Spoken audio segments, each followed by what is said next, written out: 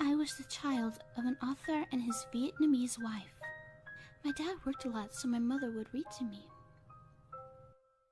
She eventually got very sick, so I took over reading for her. She promised when she got better, she'd braid my hair and read me more books. But she only got worse and worse, until she finally left me. My father tried to comfort me, but it didn't do much for me, honestly. I plunged myself into books and secluded myself from the world. I read every book in my dad's library by the time I turned 14. My father was worried about me, so he insisted on sending me to a private school. Little did he know, he sent me to hell. I didn't hate him for it. I mean, I didn't hate anyone.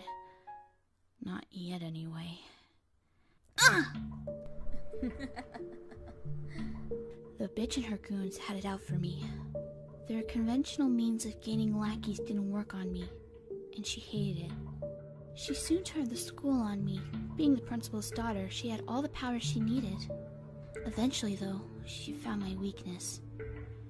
She used my hair against me, everything that my mother wished she could have, all the promises she had made.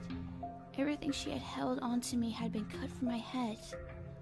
It broke me. Everything that followed was a painful blur. I honestly just gritted my teeth and lived with it. I tried to keep myself sane by retelling stories I had memorized to myself. This only backfired to the students around.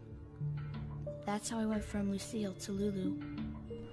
Hey, look, it's Lulu, Lucy. Lulu. It got to a point that even the staff couldn't ignore it. A student nearly naked on the stage would have been bad for a prestigious school, never mind my humiliation. All of you, to my office, now! Miss Swan, the assistant to the dean, saved me that day.